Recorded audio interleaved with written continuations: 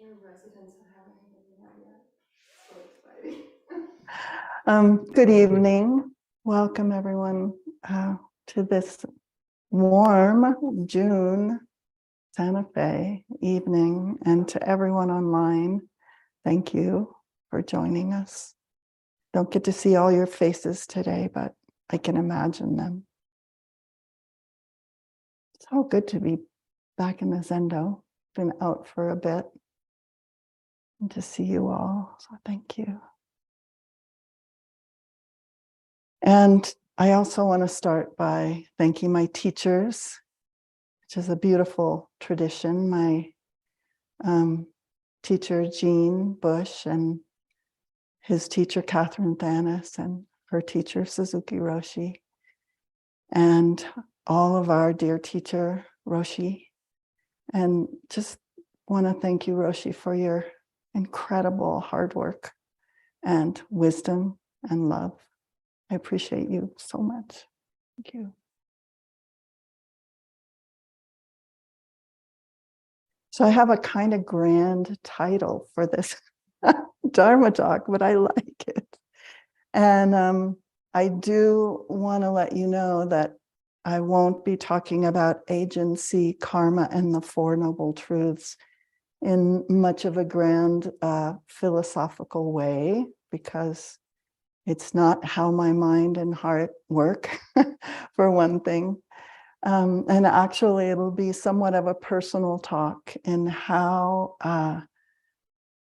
what discoveries have been here for me lately about how to find agency in the midst of all our circumstances, the circumstances of our lives, and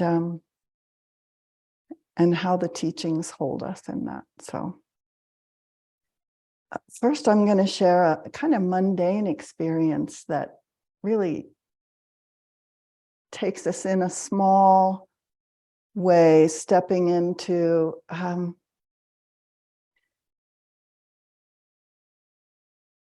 finding agency, turning a little bit the mind. And the reason I want to share this is partly I thought of my friend and Dharma sister, Mary Knudsen, who always says, my life is my practice and my practice is my life. So what else is there to talk about, in a way, you know?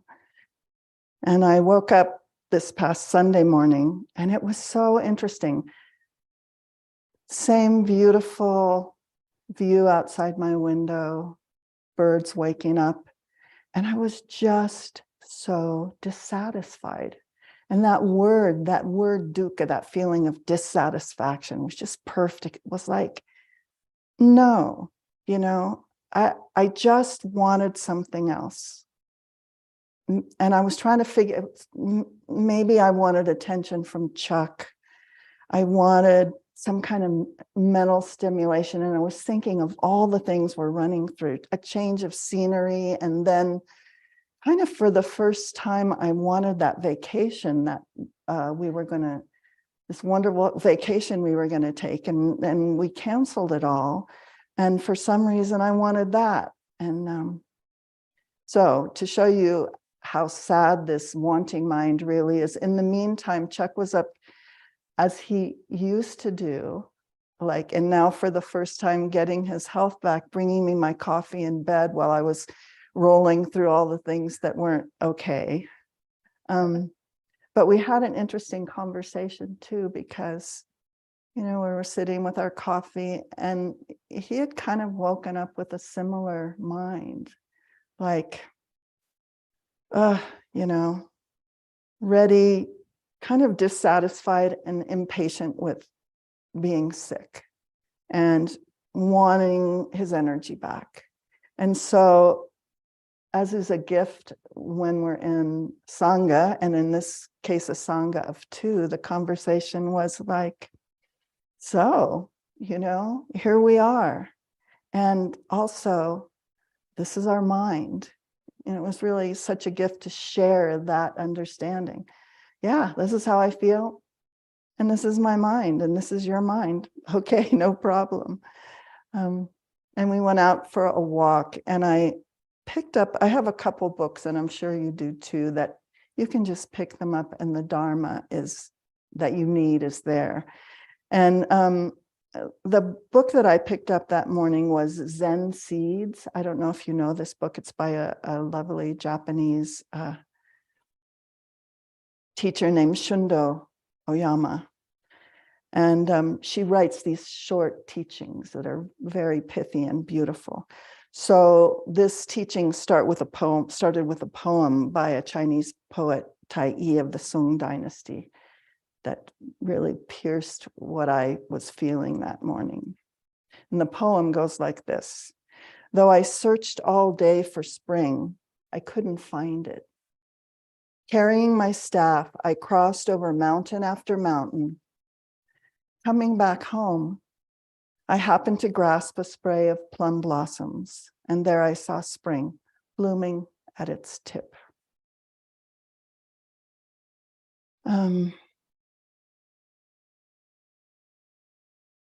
And it just pointed me toward this question of, what do we think we need to be happy?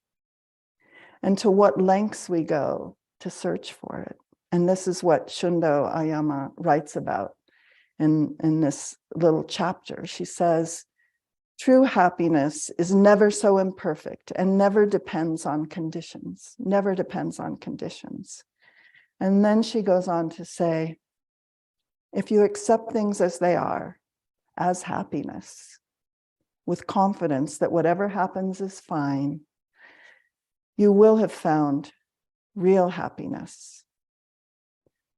And I think that even includes, waking up in a pissy mood and sad and impatient, even that, or disappointed, as part of what's happening, as part of what we make an attitude of, that's fine. And sometimes it's a tall order, and that's our practice. So one of the things I'm going to do in this Dharma talk that's a little bit different, we'll see how it goes. But I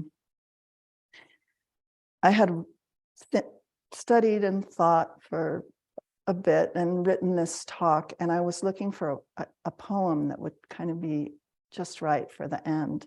And I picked up this book,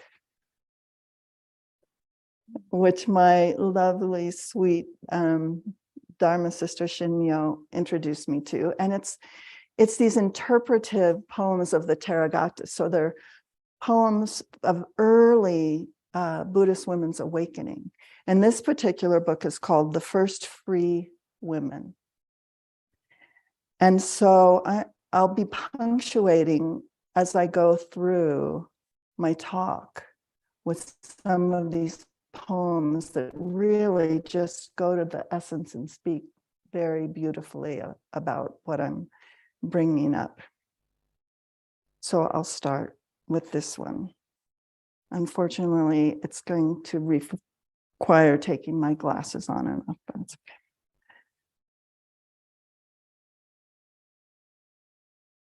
Dhammadina, she who has given herself to the Dhamma. For so long, I only thought of the river's end. Then one morning, I set my paddle down to watch the sunrise over the eastern hills, only to find myself floating somehow gently upstream. I promise it was not what I had expected.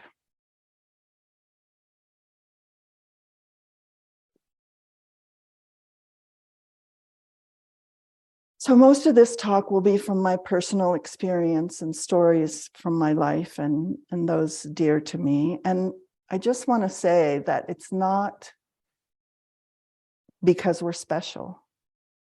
My suffering isn't special. Our suffering isn't special. Nor our ability to meet it, not special.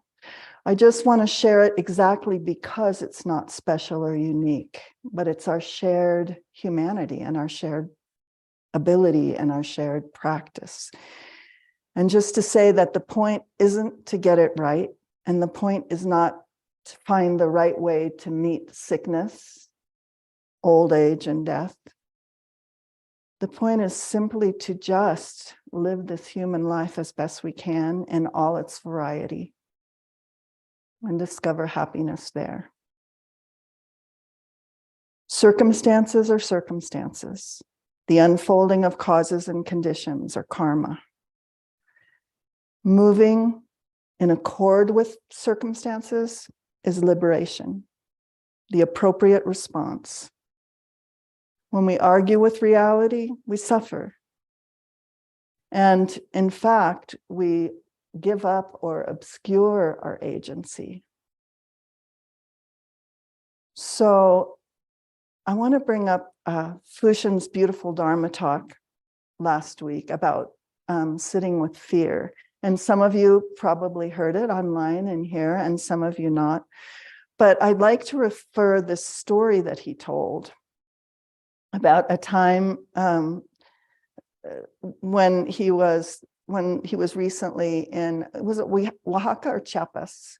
Anyway, southern Mexico, with Roshi and several of his fellow priests. And they were kind of sightseeing, and they went to see this waterfall. I've seen these actually. There's a lot of, is it soda deposit? Calcium. So this beautiful waterfall, and they're at the top of the waterfall, and Alonso, who was there with them, encourages them, let's walk down the waterfall. And I can just imagine, I mean, you know, Roshi and I, if we fall, it's not good.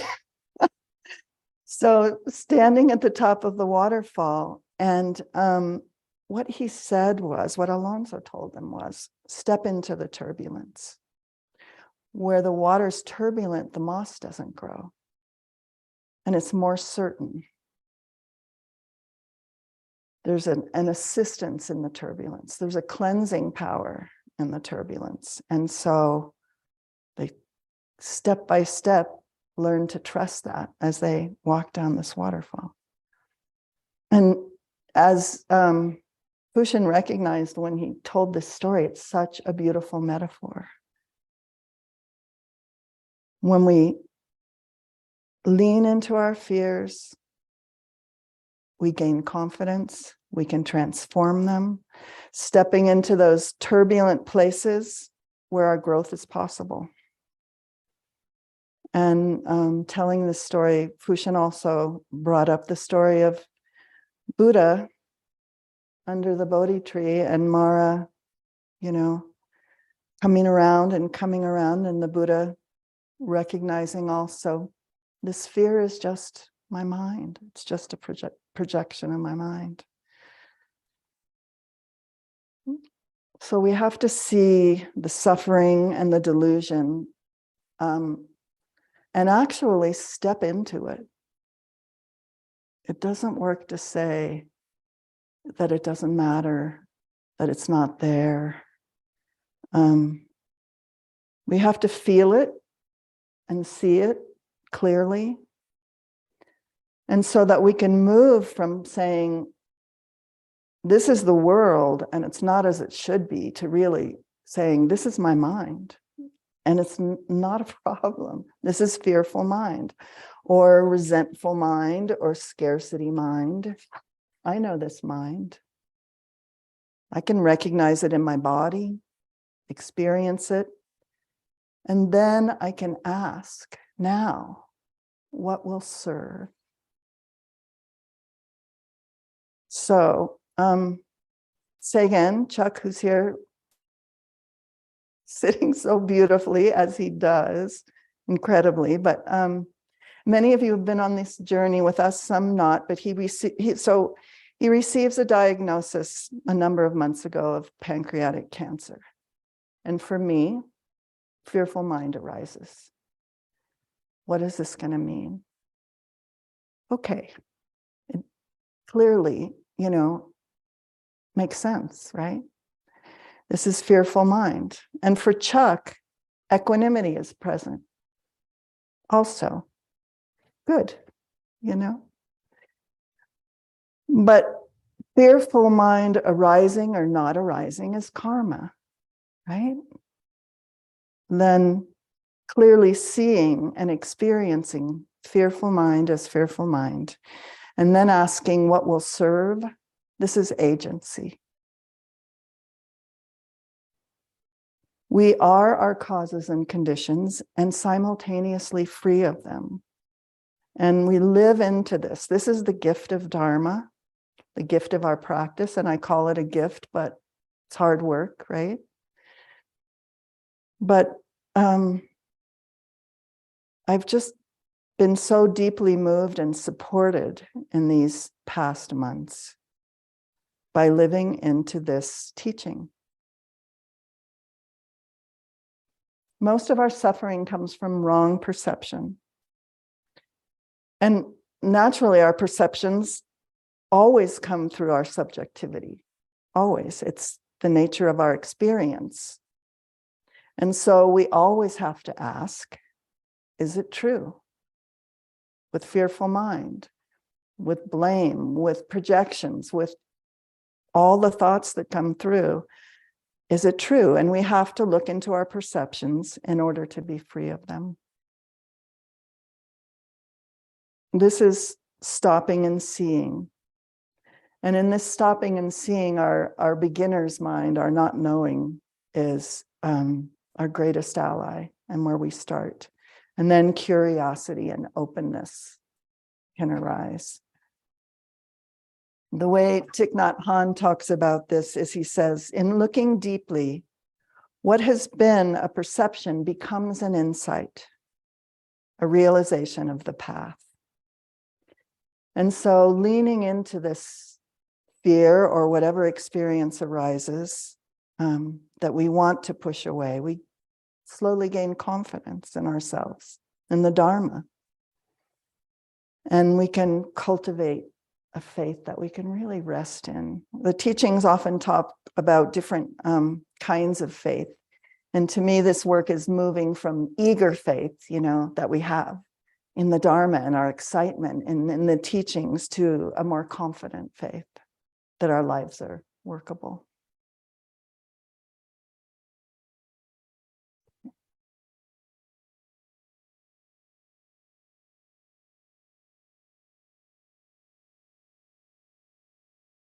Uta, guardian. Going forth is no game. We leave whole lives behind, not just people and possessions, all your wants, all your fears, all the little rituals that get you through the day and tuck you in at night. Only see that all these pretty wooden pieces aren't you and don't belong to you. I know it's comforting to count up all the squares, run your fingers along the edges of the board and plan out all your moves ahead of time. The world beyond the table only seems dark, like empty space. It's okay to be afraid.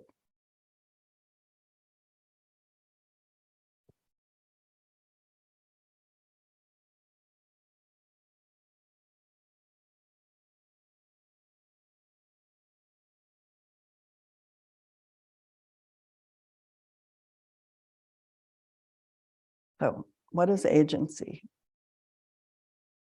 The ability to take action,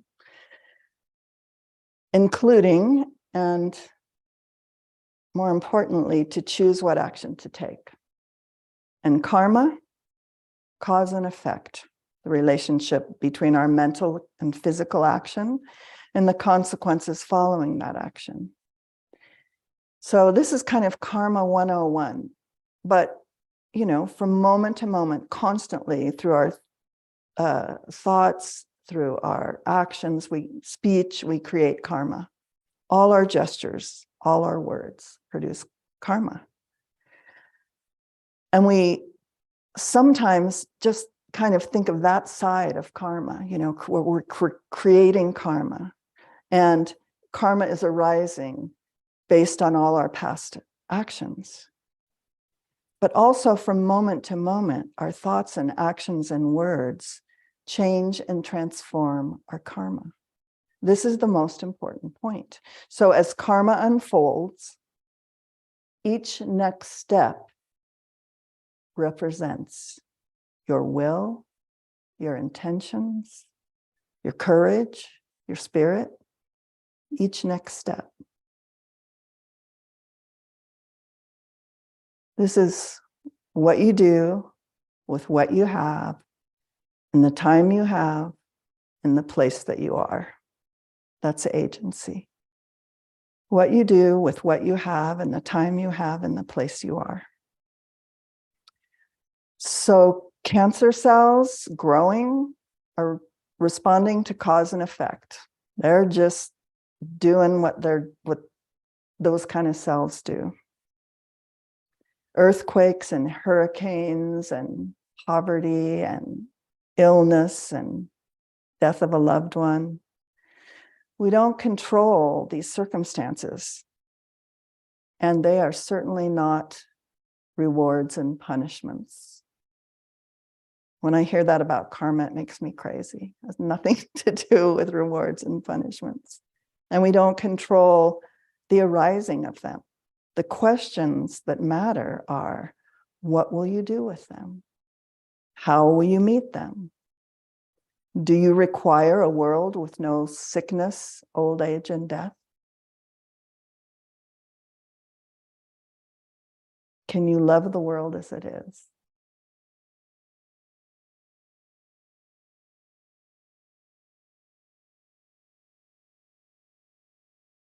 Bhadra.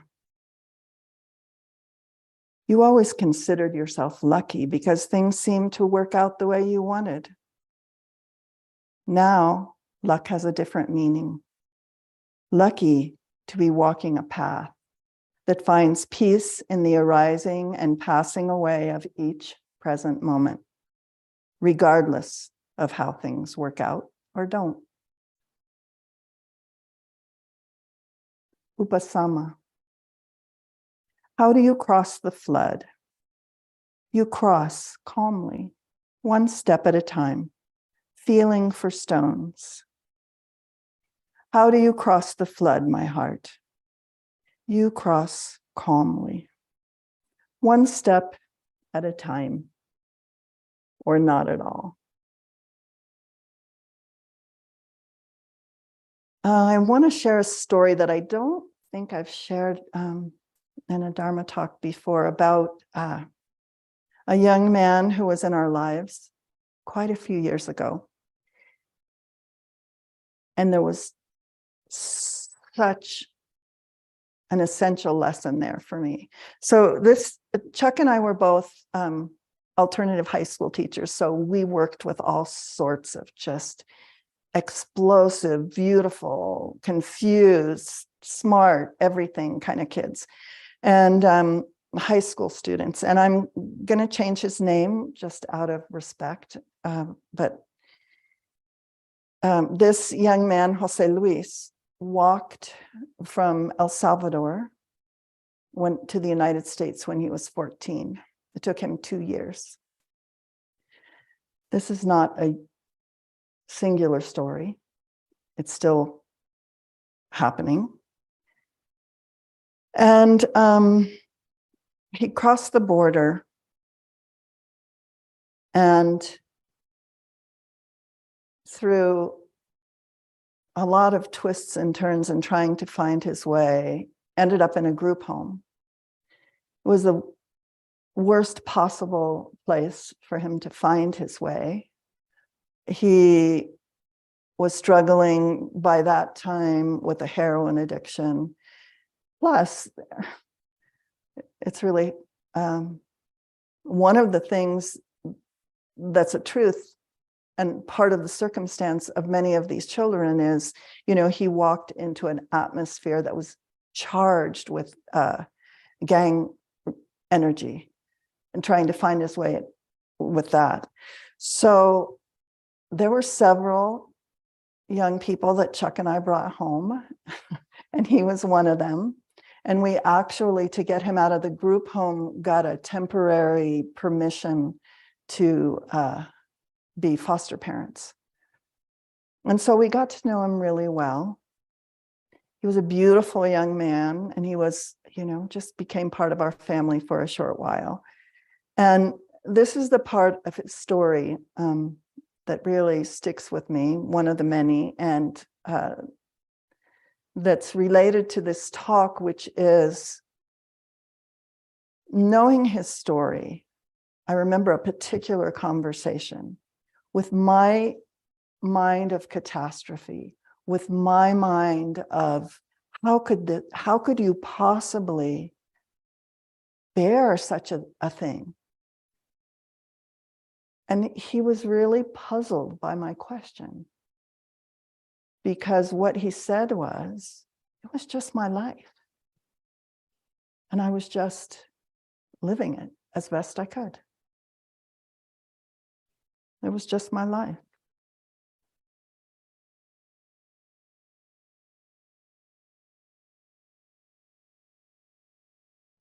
So I'm going to say a few more words about karma, just looking at, is it a fatalistic doctrine or an empowering one?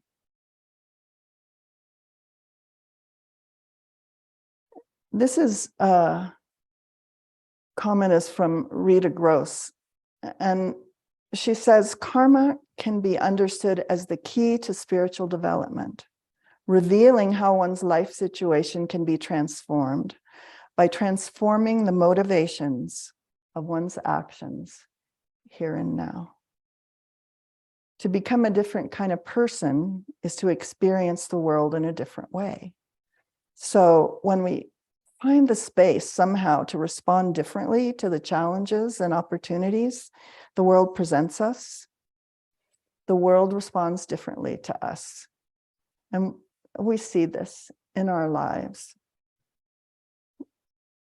Most nearby recent example for me, Chuck's in the hospital. They're waking him up every 2 hours. They're giving him shots.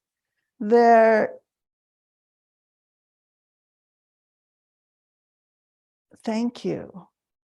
I'm so grateful. You're so kind. I mean, and his humor and his generosity, of course, and he wasn't trying to do anything. He was just being himself. But you can imagine how that affected his care, right? Just surrounded by loving care, of course.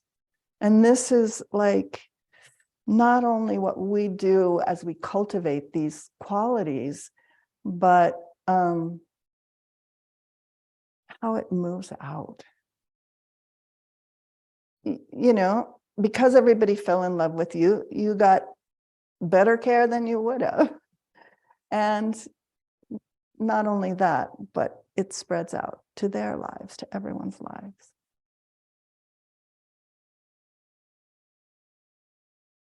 Our practice doesn't ask us to accept passively the problematic circumstances. We just have to meet them. And we're encouraged to improve not only our situation, but the situation of all beings by addressing those situations with generosity and loving kindness and wisdom. So just to fold in the Four Noble Truths, which are actually kind of underpinning all that I'm talking about that has to do with karma and agency. The first noble truth, that there's suffering, right? Birth is suffering, aging is suffering, sickness is suffering, death is suffering, sorrow and lamentation, pain, grief, and despair are suffering. These are from the sutta. Association with the unpleasant is suffering. Separation from the pleasant is suffering. Not to get what one wants is suffering. In brief, grasping the five aggregates is suffering. Second noble truth, there's a cause to our suffering, our clinging, our craving. Third noble truth, the noble truth of the cessation of suffering. It's the complete cessation of that very craving, giving it up, renouncing it, letting it go, emancipating oneself from it. And there's the Eightfold Noble Path. This is what we practice: right view, right thought, right speech, right action, and so on. You know, because of our conditioned tendencies, it may appear often to us ourselves like we have no control over our responses to life. But just as we've developed those negative tendencies, we have an opportunity to work with them. And the Eightfold Path, the Bodhisattva precepts, our vow, this is how we're able to transform that suffering, being mindful of every single choice. So you can see that I'm making a case. This is my opinion. I don't know, but this is my experience, actually. This is my lived experience that that karma has the dual meaning of past actions that shape the moment, and that are present actions that will shape the future, and that our intention is at the heart of that. And this is where we commit to love, not to outcomes, not to ease, but to radical honesty and allowing space for our Buddha nature to manifest. So I'm going to read a poem that's a little bit heavy.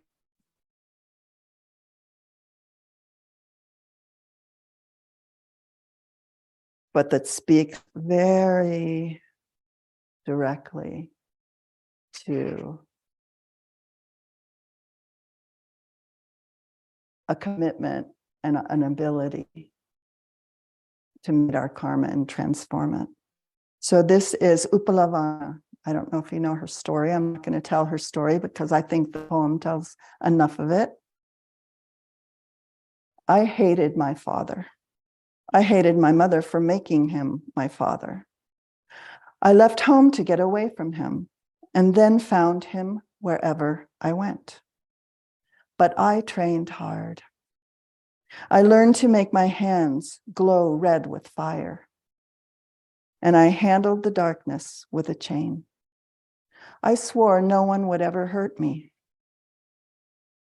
Then one night while meditating in the woods, I was grabbed from behind. This sal tree is in full bloom, the man said, and here lying beneath, I find a sal flower with a lovely shaved head. Tell me, my little flower, aren't you afraid? I turned around. He looked just like my father. It would have taken so little, a flick of my finger, to make him burn. I looked into his eyes and saw the billion lifetimes that he and I had been running around this same circle together. Then I walked all the way down to the darkest parts of my own mind and stood in front of the blazing roar as countless lifetimes of fear and revenge threw themselves into the furnace. Burn with me, my sisters. And when you're ready, come up from that dark place where you've gone. The path leads directly through these vast worlds of fear and hate. We have all been wounded and wounded. We have all been made to feel weak. Yes, there is great strength in the darkness. Yes, the mind can be used as a knife or a chain. Yes, your whole world is burning itself to the ground. Ask the lizard how long this has been going on. Ask the sunflower and her million seeds. The mind is more powerful than you can imagine. Ask yourself what you are really prepared to give up in order to be free.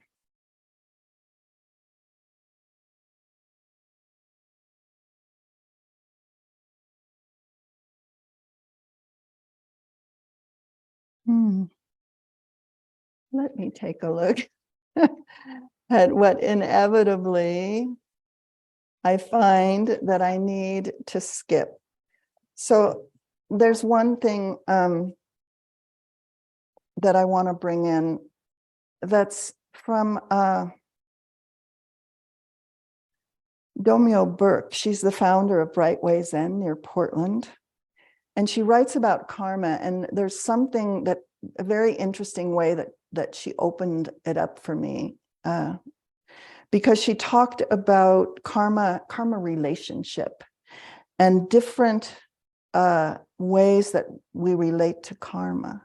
So she talks about our relationship to our karma. And this is kind of what I've been talking about mostly, accepting our lives as they are and feeling empowered to work from there, feeling that our lives are workable. So our relationship to our karma. She also talks about our relationship to the law of karma. So this is right view, that karma is a foundational aspect of our practice in which we recognize that we contribute to suffering, both our own and others, and we discern how it is that we do it. And we let go of the thoughts or actions which contribute to suffering. So this view, this relationship to the law of karma. She also says, we can study our relationship and learn from our relationship to other people and their karma. And this is really helpful. It's very helpful to open up and see our annoying husband, our difficult sister, all of us have our relationship to karma, are arising with the causes and conditions of our lives, and maybe we can cut each other a little slack, for one thing. And we can see that just like me, this person is stuck in a particular way. When I do some of my annoying behaviors, I've told this story before, but it's so liberating. Chuck says, "That's okay, you can't help yourself." That's kindness in the face of other people's karma.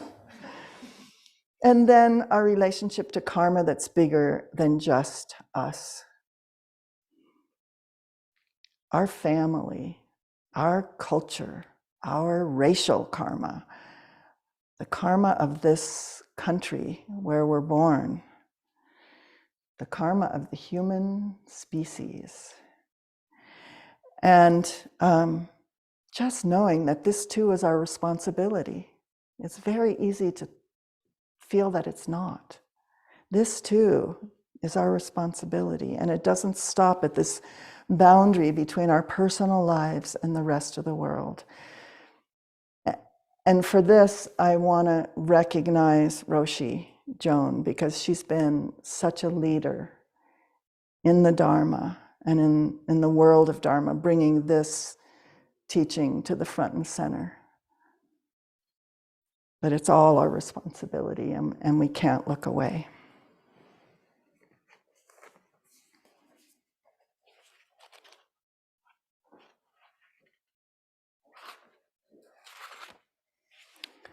Punika, the slave. In the early morning, well before dawn, I would go down to the river. It was my job to carry water up the hill to my master's house. Of course, we all want to be free. But what good is freedom when your sisters remain slaves? I used to imagine an old man down there by the river. I used to imagine what I would say to him. What does it mean to own another human being? What does it mean to feel your own skin, to touch it and know you are not free? We all have bodies, my sisters. I don't need to tell you that. But where did I get this body? Who made me a slave? The old man and me, standing here watching the river, waiting. But for what? Over the years, this round heart has been pounded flat. Sometimes it doesn't feel safe to feel anything at all. Don't give up, my sisters. Whatever you have to say, now is the time to say it out loud. All our dreams of the past, all our dreams of what will be. Come, reach out your hand. Some rivers we must cross together. Thank you.